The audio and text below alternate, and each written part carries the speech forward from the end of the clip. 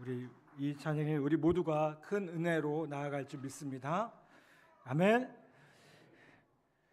예수님을 잘 믿으라고 하면 우리가 흔히 열심히 믿으라는 것으로 생각합니다.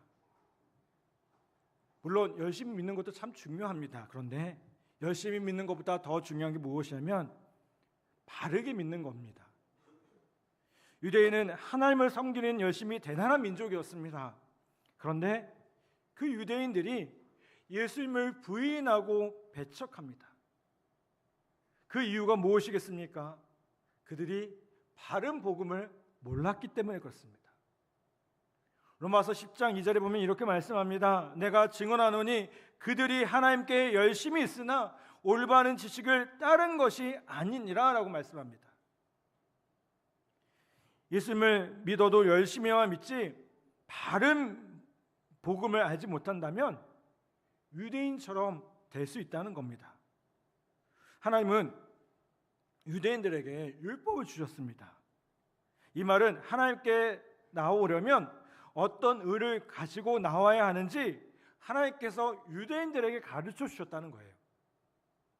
그래서 유대인들은요, 이 의로움이라는 것을 아주 중요하게 여깁니다.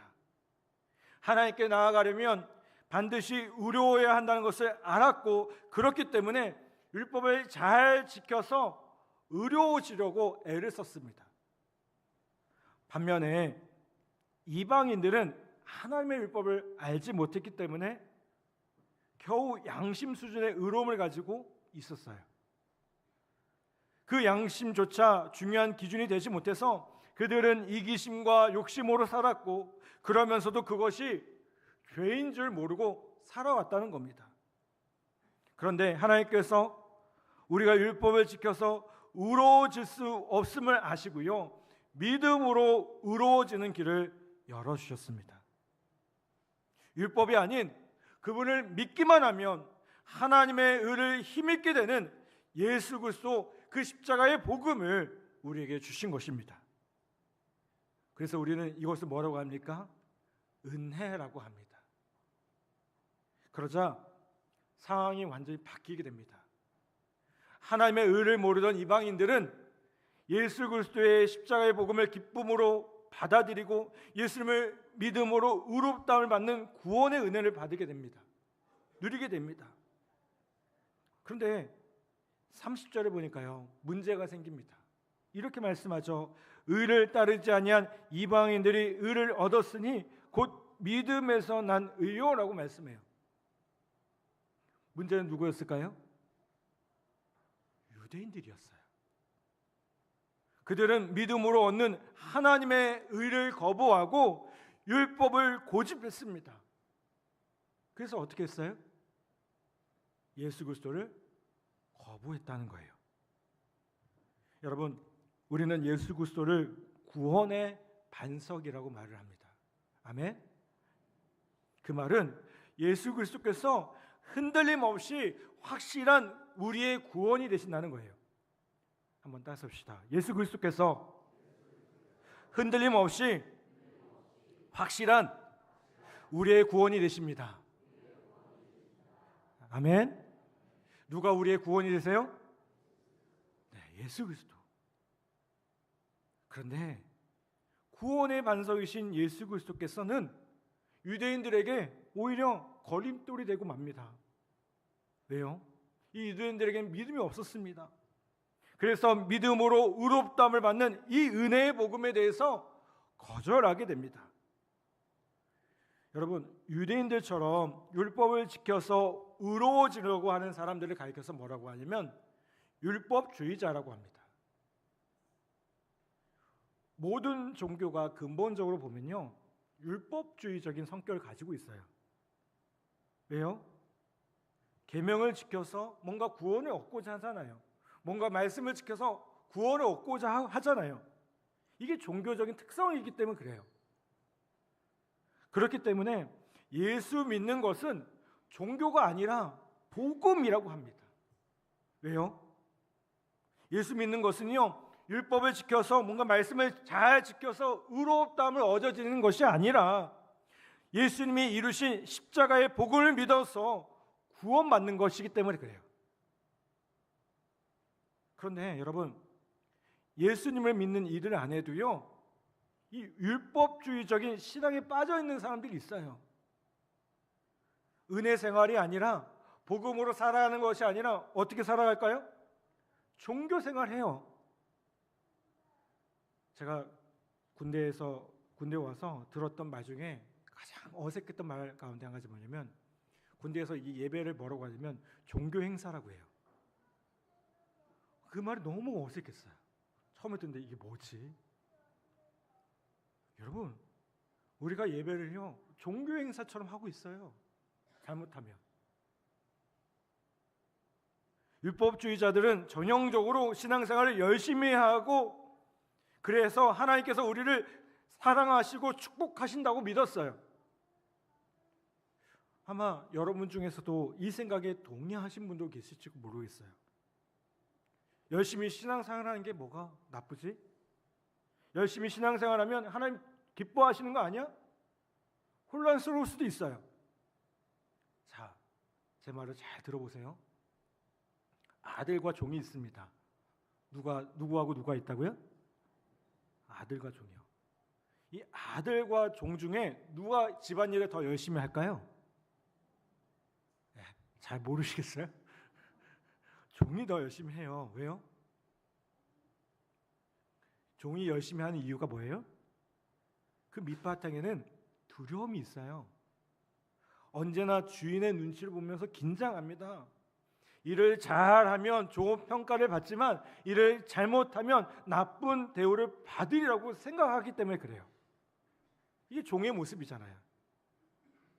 여러분도 많이 신앙생활을 열심히 하면 하나님이 기뻐 받으시고, 열심히 없으면 하나님이 나를 싫어하시거나 버리실 것이라고 생각한다면 그 어떤 마음일까요? 종의 마음을 가지고 하나님을 믿는 거예요. 여러분, 그런데 저도 사실 그랬어요. 저도 모태신앙으로 자라면서 교회에서 그렇게 배웠어요. 열심히 내가 해야만 하나님 기뻐하신 줄 알았어요. 열심히 내가 봉사하고 헌신해야만 뭔가 하나님께 인정받고 사람들에게 인정받을 줄 알았어요. 그게 뭐예요? 종의 신앙의 모습이에요. 근데 여러분, 아들은 어떻습니까? 다르죠, 그렇죠? 아들은 집안일을 열심히 할 수도 있지만 그게 뭐 무섭거나 두려워서 또는 상이나 벌 때문에 열심히 하는 게 아니에요. 자녀는 왜 열심히 집안일을 할까요? 자기 일이거든요, 그게. 자기 소유잖아요. 또 아버지를 사랑해서, 부모님을 사랑해서 그 일을 열심히 할 수 있습니다. 그런데요, 여러분, 자녀가 자기 일을 열심히 하면 아버지가 상을 주고 열심히 하지 않으면 아버지가 자기를 버릴 것이라고 생각할까요? 아니죠, 그렇죠? 절대 그렇지 않습니다. 물론 부모 속을 썩이는 자녀도 있고요. 또 때로는 부모가 자녀를 어떻게 해요? 훈육의 방법으로 때로는 이 겁을 주는 경우도 있어요. 그렇죠? 그런데 여러분, 기본적으로 자녀는 뭐예요? 자녀입니다. 여러분, 그만큼 아들과 종의 모습은 분명히 다른 겁니다. 여러분, 우리가 정말 예수님을 믿는 것인지 아닌 것인지 우리 마음에 증거가 있습니다. 그것이 뭘까요? 내가 하나님의 아들이 되고 딸이 되었다는 믿음이에요. 내가 하나님의 자녀가 되었다는 믿음이에요. 이것이 있으면요, 내가 예수님을 정말 믿는 겁니다. 아멘. 여러분, 우리가 이 믿음이 있으면 신앙생활을 하되 우리 안에 기쁨이 있고요, 사랑이 있습니다. 신앙생활이요, 절대 무거운 짐이 아닙니다. 주일 예배 나오면서 신앙생활이 무거운 짐처럼 여겨지는 분이 있다면요, 안타깝게도요, 여러분의 그 모습을 점검하셔야 됩니다. 여러분, 오히려 그런 마음이 있다면 차라리 안 나오신 게 나을 수도 있어요. 우리가 늘 예배 가운데 뭐라고 합니까? 우리가 예배할 때 영과 진리로 예배한다고 얘기해요. 우리가 드리는 게요, 하나님께 드려지는 거예요. 아멘. 우리가 이 시간 이 예배를 누구한테 드리는 거예요? 하나님께 드리는 거예요. 사람 앞에 드리는 게 아니에요. 여러분, 우리가 이 예배를요, 하나님 받고 계세요. 다 알고 계신다는 거예요. 여러분, 우리가 진짜 예배 진짜 믿으면요, 이 예배라는 것 그 자체가 뭡니까? 기쁨이 돼요. 아멘을 안 하지. 예배가 안 기쁜 것인가요? 저는 오늘 찬양을 들으면서 순간 울컥했어요. 내가 약할 때 강함 주고, 그 찬양이요, 제가 너무 어렸을 때부터 너무 잘 알고 많이 불렀던 그 찬양이거든요. 근데 그 찬양 가사가 이게 마음이 그래요. 거기다가 이 땅 고쳐달라고 막 교회를 세우셔서 이게 벅차더라고요. 여러분, 정말 예수 믿으면 우리 마음 가운데 기쁨이 가득해요. 예배가. 아멘. 우리가 이 세상을 살아간다는 거 쉽지 않지만요, 우리가 어떻게 살아가야 됩니까? 예배의 힘으로 살아가는 겁니다. 하나님 주신 그 예배의 능력, 하나님 주신 그 예배의 충만함으로 그 힘을 가지고 살아가는 겁니다. 아멘. 이거 얼마나 놀라운 일입니까? 근데 예배가 지겨우신가요? 예배 나오는 게 의무감으로 느껴지십니까? 저도 어렸을 때부터 신앙생활하면서 제일 많이 들었던 게 주일 성수해야 돼라는 거예요. 주일 성수 왜 하셔야 됩니까? 의무감으로 하셔야 됩니까? 아니요. 그 주일 성수 자체가 기쁨이고 힘이고 능력이기 때문에 그래요. 여러분, 핸드폰도 가만히 두면 방전돼요. 쓰다 보면 충전해야 돼요. 예배가 뭘까요? 하나님께 충전되어지는 시간이에요. 새 힘을 얻는 시간입니다. 아멘. 여러분, 이거 얼마나 놀라운 일입니까? 우리가 예수님을 잘 믿는다는 건요, 하나님의 자녀로 이런 것들을 누리게 되었다는 겁니다. 4절 말씀에 보면 이렇게 말씀합니다. 그리스도는 모든 믿는 자에게 의를 이루기 위하여 율법의 마침이 되시니라. 여러분, 예수 그리스도께서는 율법의 마침, 즉 율법을 완성해 주셨습니다. 주님께서 율법의 요구를 다 감당하셨기 때문에 우리가 더 이상 율법을 지켜서 의로워지려고 노력할 필요가 없다는 겁니다. 그러면 하나님이 우리에게 요구하시는 것이 뭐예요? 믿음이에요. 믿음. 뭐라고요? 믿음입니다. 그 믿음은 기쁨으로 주님과 함께하는 거예요. 6절, 7절 말씀같이 우리는 주님을 찾아 하늘에 올라가거나 지옥에 내려갈 필요가 없습니다. 왜요? 예수님께서 우리에게 오셨잖아요. 가장 낮은 모습 우리에게 오셨잖아요. 우리 마음 가운데 계시잖아요. 주님이 우리와 함께 하시잖아요. 여러분, 우리가 그것을 믿을 때 정말 기쁨이 찾아올 수밖에 없다는 거예요. 또 8절에 보면 뭐라고 얘기합니까? 말씀이 내게 가까워 내 입이 있으니 내 마음에 있다 하였으니 곧 우리가 전파하는 믿음의 말씀이라. 여러분, 말씀이 어떻다고요? 가까웠다고요. 멀리 있지 않다고요. 주님이 멀리 계신 분이 아닙니다. 누구든지 예수님을 주님이라고 고백하고 부활의 주님이 내 마음에 임하심을 믿으면 우리는 구원을 받습니다. 그래서 우리가 잘 아는 말씀이죠.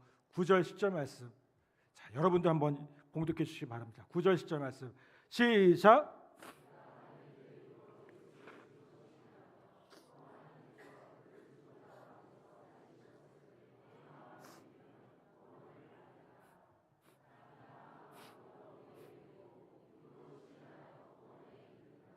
아멘.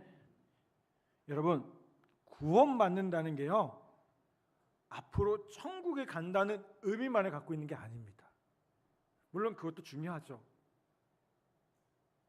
예수님을 믿는 그 순간부터 기쁨과 감사가 넘치는 천국의 삶이 시작된다는 거예요. 그것을 살기 시작한다는 겁니다. 예수님께서 십자가에 달려 돌아가실 때 예수님 양편에 두 강도가 달렸죠. 한 강도가 뭐라고 얘기합니까? 이르되 예수여 당신의 나라가 임하실 때 나를 기억하소서. 구원을 요청했습니다. 그때 예수님께서 뭐라고 얘기합니까? 오늘 내가 나와 함께 낙원에 있으리라. 많은 사람들이요, 이 강도를 부러워합니다. 선한 일이라고는 평생 아무것도 한 것이 없지만 예수님을 믿는 순간 구원받고 천국에 갔다는 거예요. 그렇게 부러워합니다.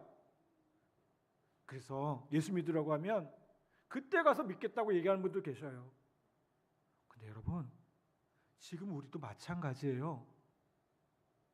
우리 모두 다 그 강도와 같은 사람입니다. 그 강도만 예수 믿고 바로 천국에 간 것이 아닙니다. 우리가 예수를 믿는 순간 천국에 가는 거예요. 예수님과 함께 천국에 갔던 그 강도와 똑같이 예수를 믿는 순간 우리의 인생이 바뀐다는 겁니다. 여러분, 구원받는다는 게요, 나중에 천국 갈 티켓을 얻는 것만을 의미하지 않아요. 구원받는다는 것은요, 새 생명을 얻는 겁니다. 예수님의 생명, 그 생명이 내 안에 임하는 겁니다. 그래서 구원받는 순간부터 천국 열차를 올라타서 천국을 향해서 계속 달려가는 거예요. 매일매일 천국의 삶을 살아간다는 겁니다. 여러분, 예수님을 믿는 우리는 주님의 이름을 부르는 사람입니다. 여러분, 이것은 구원 얻은 성도들을 위한 정말 멋진 이름을 보게 돼요. 너무나도 복되고 중요한 정의입니다. 여러분, 우리는 어떤 사람이라고요? 주님의 이름을 부르는 사람이라고요. 아멘. 여러분, 주님의 이름을 부른다는 것은요, 그 주님을 바라보며 살아가고 있다는 겁니다. 함께 하시는 주님을 바라보니까 주님을 의지하게 되고요, 주님을 따라 살아간다는 겁니다. 그렇게 주님을 부르는 사람, 여러분 구원을 얻을 겁니다. 여러분, 주님의 이름을 부르는 것이 얼마나 놀라운 축복이며 능력인지를 여러분 아셔야 돼요. 우리는 항상 주 예수의 이름을 부르며 살아야 합니다. 그러면 세상이 아무리 악하고 아무래도요, 낭망하지 않아요. 오히려 그 세상 가운데 소망과 사랑을 노래하게 됩니다. 이것이 십자가의 복을 믿고 구원받은 자의 삶을 보게 됩니다. 여러분, 우리는 우리 자신이 율법주의에 빠져 있지 않은지를 항상 점검하셔야 돼요. 내가 예수님의 십자가의 복음을 듣기는 했는데 기쁨도 없고 감사도 없고 사랑도 없고 그저 교회만 다닌다? 어느덧 나도 모르는 사이에 그냥 율법주의적인 신앙에 빠져 있는 겁니다. 그냥 습관적으로 신앙생활하는 거예요. 솔직히 말하면 유대인들과 같이 되는 거예요. 유대인들 교만하고 정죄하는 사람들입니다. 겉으로는 하나님께 대한 열심이 많았습니다. 그런데 그 내면은 뭐와 같아요? 메마른 사람이었고요, 썩은 사람들이었어요. 여러분, 그런 사람들이 되고 싶으신가요? 우리가 율법주의에 빠지지 않도록 조심해야 하는 이유는요, 유대인들이 사도 바울을 핍박했듯이 정말 제대로 신앙생활 하려고 하는 사람들을 핍박할 수 있기 때문에 그래요. 이스마엘이 이삭을 핍박했습니다. 육신의 자녀가 약속의 자녀를 핍박했습니다. 여러분, 기독교 역사가 이것을 계속해서 증언하고 있음을 보게 돼요. 여러분, 우리는 교회가 율법주의에 빠지지 않도록 지켜야 될 줄 믿습니다. 교회가 율법주의로 기울어지면요, 이 은혜 가운데 서지 못해요. 자꾸 정죄하게 돼요. 판단하게 돼요. 너는 어떻고 나는 어떻고. 그게 뭐가 중요한가요? 우리가 다 주 안에서 형제 자매인데요, 주님의 사랑 가운데 있는 자들인데요, 그게 아니라 너는 어떻고 저렇고 그러면요, 그건 더 이상 교회가 아닙니다. 교회를 그리스도의 몸이라고 표현해요. 이걸 찢게 되는 거예요. 여러분, 그리스도의 몸을 찢지 않기를 간절히 바랍니다. 사랑하는 여러분, 오늘 이 시간 우리를 한번 점검해 보기를 부탁을 드립니다. 예수 그리스도 때문에 기쁨과 감사와 사랑으로 충만합니까? 가정과 교회, 그 삶의 자리에서 은혜의 사람으로 되어 있습니까? 내가 구원받은 백성으로서 천국 열차를 타고 가는 그 기쁨과 감사가 넘치고 계십니까? 여러분, 혹시 기쁨도 감사도 사랑도 식어지고 그저 나의 열심만 남아있는 그런 율법주의적인 신앙은 아닌지 여러분 다시 한번 점검해 보기를 바랍니다. 여러분, 그런 모습이라면 다시 한번 주님의 이름을 부르십시오. 정말 주님의 임재를 믿고 주님을 바라보면서 주님을 부르십시오. 구원의 이름, 능력의 이름, 그 주님이 나의 기쁨이 되어주시고 나의 능력이 되어달라고 부르며 나아가기를 간절히 바랍니다. 그럴 때 놀라운 구원의 역사가 다시 한번 시작되리라 믿습니다. 우리의 삶 속에 은혜의 샘, 기쁨의 샘이 터지게 하실 줄 믿습니다. 우리를 통해서요, 메마르던 우리의 삶에 주님의 사랑의 놀라운 역사가 나타나게 될 줄 믿습니다.